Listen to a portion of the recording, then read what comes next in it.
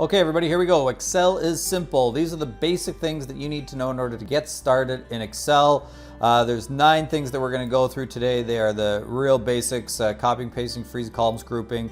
Let's get started. Excel versus Word. This is one of the big common mistakes that I see. This is Word. This is Excel. Excel is a bunch of cells, and it's used for charts and graphs. Word is used to write paragraphs. It's used to write a book, table of contents, a letter, headings, titles. If you find yourself liking Word and you're in Word and you want to do a chart or a graph, that's fine. That's no problem. You go back to Excel, you do your chart or graph in Excel. So here's an example chart graph, and you copy it, and then you come back into Word and you just paste it into Word. Boom, there it is. Looks great. Some people say, oh, it's so difficult to change, in Word when I do an Excel thing. It's not hard to change at all. It's very difficult if you start trying to put something like this into Word, because your columns are going to get all messed up, things won't line up, and it's going to look terrible. Excel is very simple. You want to change it, you put in 200, you change it, and you click outside the box, and boom, it's changed. That is the easiest way to do it, and you keep everything in your chart looking great, everything in your Word document looking great. Excel and Word work together. That's the difference between them. Okay, so that is that one done. So let's just give that a little color. We'll color that green. Copying and pasting. So let's go to another example. So let's say I type in week 1, and then I type week 2, and I want to analyze some salaries for some people. Now, let's say I want week 2, week 3, week 4, and then month 1, and then week 5, week 6, week 7, week 8, and then month 2, and then I'm going to put a bunch of names and a whole pile of data, and I'm going to analyze, people's salaries or something like that. So week 1, week 2, and I want to have week 3. So I want to have week 3, so I can come up here, I highlight cell F5. That's the cell that week 2 is in. I can see it there. If I click around here, I don't see anything in this box up here. This is what is actually in the cell. If I click here, I see week 1 is in that cell, nothing around it. Week 2 is in that cell. So F5 has week 2 in it. I click on F5 and I want to do something with that. I want to copy it. So there's a copy button here, right on our home menu, copy. And you can see when I've hovered over it, Control+C is kind of a shortcut. So if I hit Control+C on the keyboard, it would actually copy that cell F5 week 2.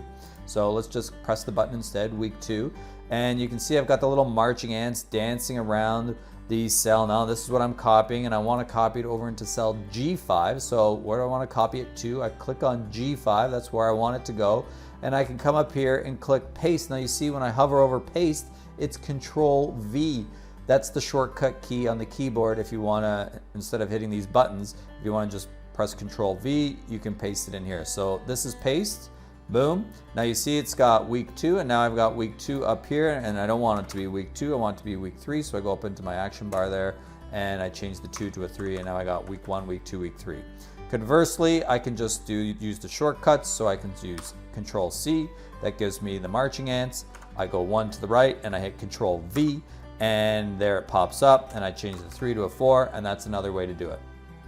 An even faster and better way to do this is Excel is smart. It sees week 1 and week 2, and you can grab this little square in the bottom right-hand corner of your highlighter, and you can drag it to the right. So since you've already got week 1 and week 2 there, Excel thinks that the next cell should be week 3, and if I keep dragging, it thinks it should be week 4, week 5, 6, 7, 8. So I'm just going to take it up to week 4. I'm going to let go, and boom, it puts in 3 and 4 for me. It automatically knows that I want to increment by 1 each week, and it automatically put those things in for me. Fantastic. But at the end of week 4, I want it to be month 1. I don't want it to say week 5, and so if I go like this, Excel is going to put in week 5. It doesn't know that I want month 1. So I want month 1 instead. So I'm going to highlight all this stuff. I'm going to go grab my little square, and now I'm going to drag, and look, it says week 5, 6, 7, 8, month 2, 9, 10, 11, 12, month 3. So Excel gets very smart. It can analyze your sequence and increment kind of how you want it to increment. those are three different ways: using the buttons to copy paste, Control C, Control V to copy paste, and then also using this little drag and drop thing to extrapolate sequences. So those are some different ways to copy and paste. The next agenda item is freeze columns. So now that I've got these columns here, if I'm typing in a bunch of people's names, so let's say David Smith and Jane Doe and Art Franklin and I don't know, Daniel Edgar Smith. If I've got these names here and I'm putting in, data into all these cells, maybe their salaries, and it's getting really long because I have lots of information and I keep going down, down, down.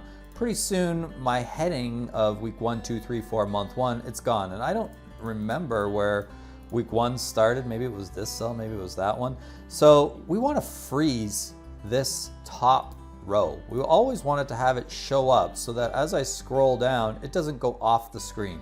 So the easiest way to do this is to put your cursor somewhere near where you want it. Usually you put it right underneath the row that you want to freeze, that you want to always pop up, and you go to view because we want to change our view. And the best thing to do is just to hit split. So I hit split and you can see what it's done to the screen. It's split the screen into 4 sections, 1, 2, 3, 4. So it's got this section over here which will stay frozen. So as I move this way, you can see that Dave Smith, Jane Doe, Art Franklin, Daniel Edgar, those names continue to sit there. They don't go off the screen.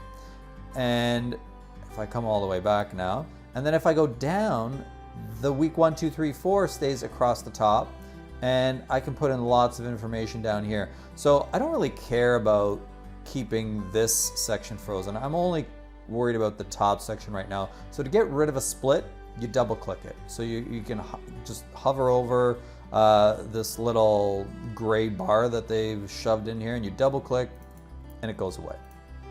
So this allows me to split the screen, which is great.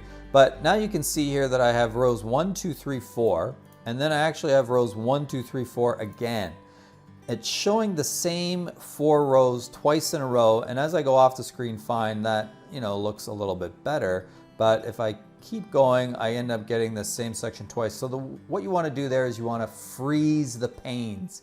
So if you freeze the panes, it means that this top section will be absolutely frozen in place and you won't be able to move this bar up and down anymore.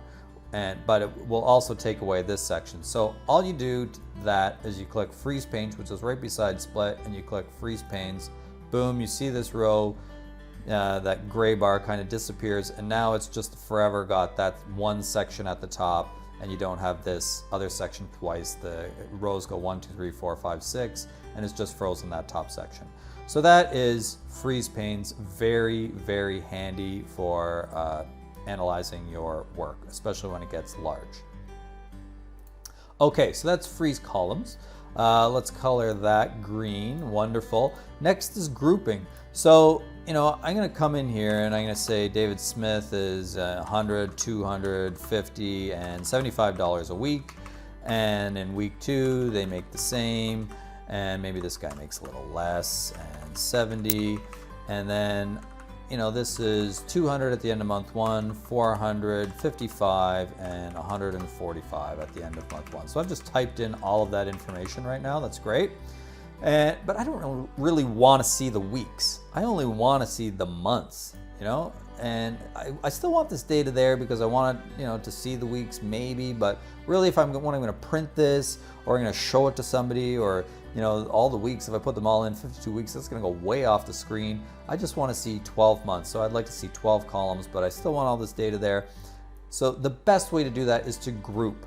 So you highlight the columns that you want to group. You can also do this with rows. You go up to data and you click group.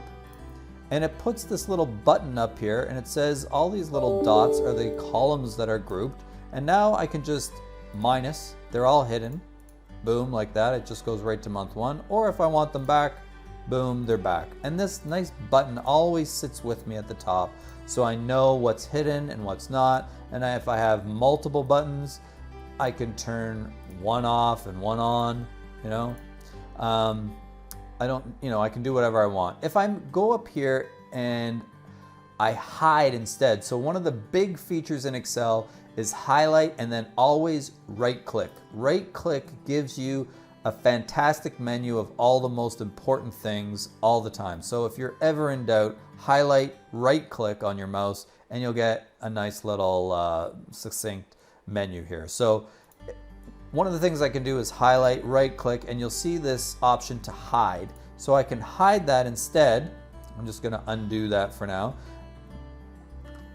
But you see when I hide, it doesn't put a button at the top. And unless I'm really careful, it goes L, M, N, and then S. So I'm missing some letters in there, and yeah, it's put some things, but it's very difficult to see stuff that's hidden. And the only way to get it back really is to highlight both sides of what's hidden, the N and the S, right click, and then do unhide, and then it'll show it back to you again. I prefer grouping because you always have these little buttons at the top. You can always see it. Hiding, you know, sometimes you've got stuff lost in there and you can't see it on screen, and it's difficult to see that it actually is hidden. So that is grouping. So let's just color that green. Fantastic. Okay, let's move down to wrap text and format. So you'll see here that, you know, David Smith, you can see the full name here, but in this cell, I can't see it. Jane Doe, that's fine. Art Franklin definitely goes out. Since this 50 is there, it's kind of overwriting his name. And then Daniel Edgar Smith, I can't see his last part of his name at all. And his is overwritten too. So the option is, one, I can just make this column bigger. So if I go up to the top and just drag this over, that's great. You know, the column's bigger. Now I can see all the names and I can adjust and make this exactly like I want it.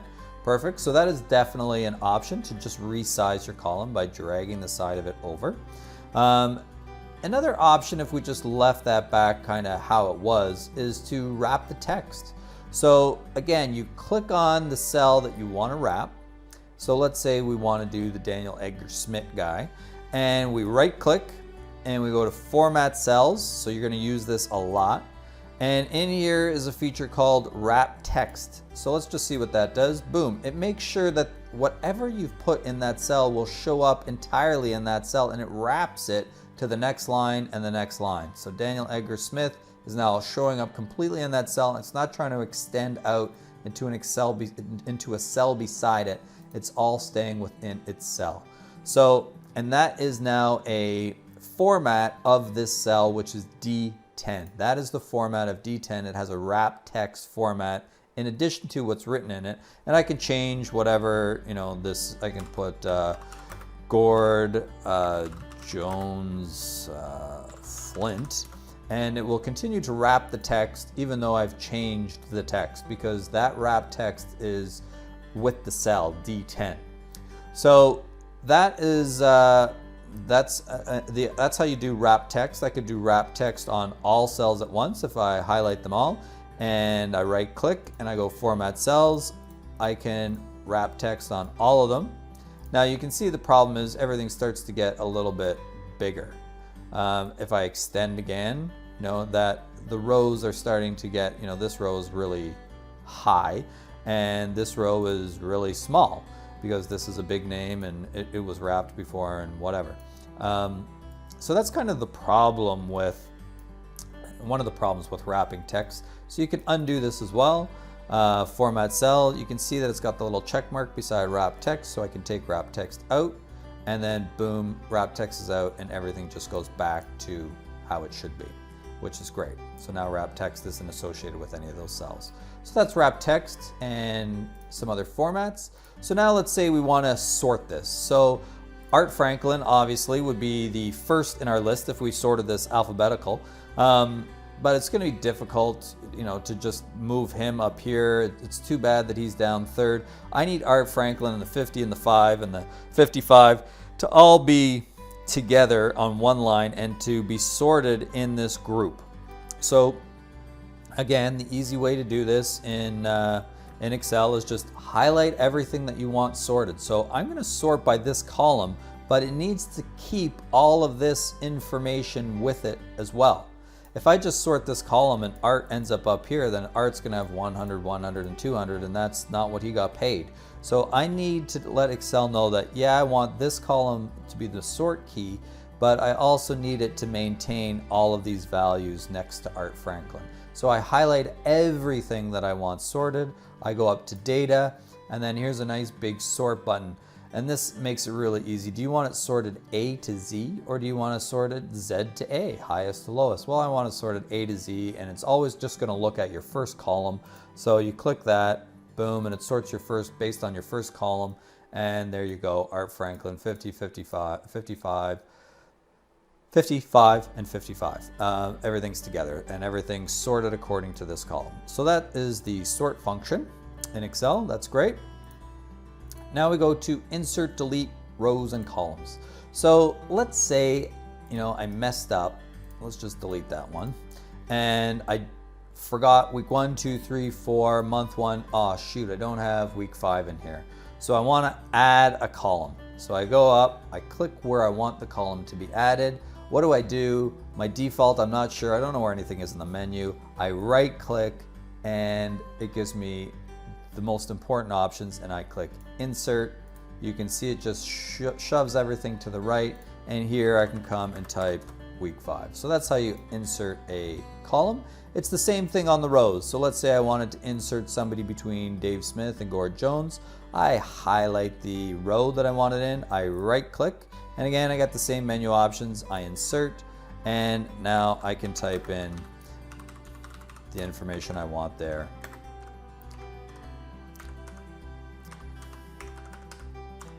There you go.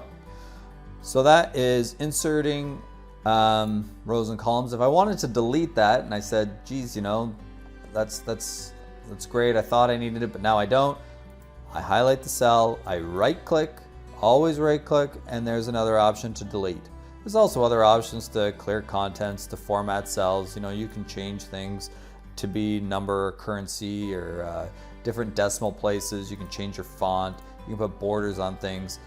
As soon as you right click, you get a whole ton of options. If I'm going to delete this, I just click delete, and it deletes that whole row and moves everything back in line. So that's the insert, delete rows and columns. Fantastic. Let's say I want a sum. So over here up to now, I've just been typing in, 50 plus 5 is 55. I've had to type that in, and 100 plus 100 is 200, and I had to type that in. Well, that's going to be cumbersome, especially if I get, an 8 and a 16, and now what do? Do I do it on a calculator and then type in the amount over here? No, obviously not. Excel is very powerful when it comes to formulas. So all you do is you click in the cell where you want your total to appear, and Excel is going to look around that spot to try and find what you want totaled. So you click on this AutoSum button. It looks like a big ugly backwards 3. It says AutoSum. You click on that button, and Excel has picked all of this stuff. It's put marching ants around this stuff. Great.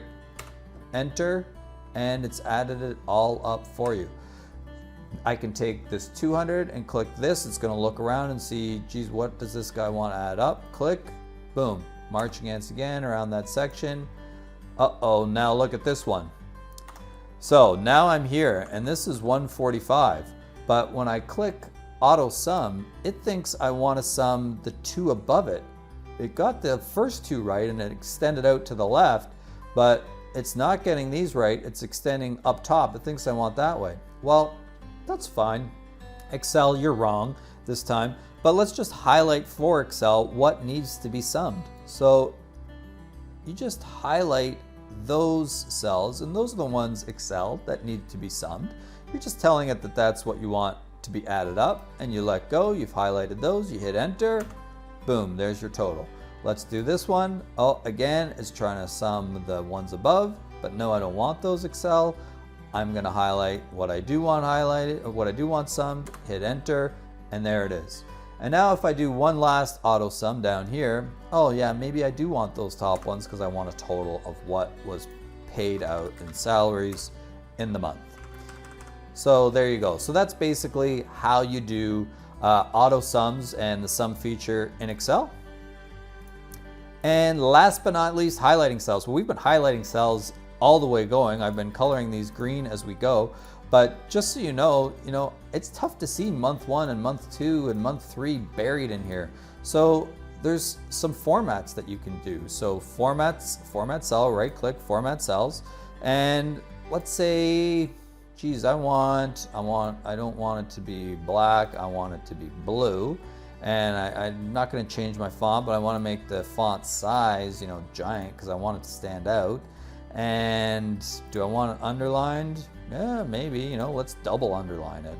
That's great. And you know what? I also want it bold. So let's do bold as well. Boom. So look at that. Nice and big. That's what I just did by right clicking, doing format cells, and I could pick all of these different options for that cell. Even better still, I like to keep all my fonts looking the same, and I don't like to change individual ones. So how would I make that stand out otherwise? Definitely I would bold. So here's a little bold button up here. So I bold that, and I like to use the fill color. So this just highlights. So I often will fill in things in, let's say, a yellow or a green. And if I just go month 1, month 2, month 3, now those things are going to stand out for me, and I'll be able to see them in amongst all of these weeks. So that's basically how you highlight cells, and this is how you do the last highlight. Just make that green, fill the cell, and we're done. So that is Excel made simple. We'll get into more advanced features of Excel later in another tutorial, but that is basically Excel simple. If you understand these things, you will do really well in Excel, and you'll be able to figure out a lot more. So hope you enjoyed it. Thanks.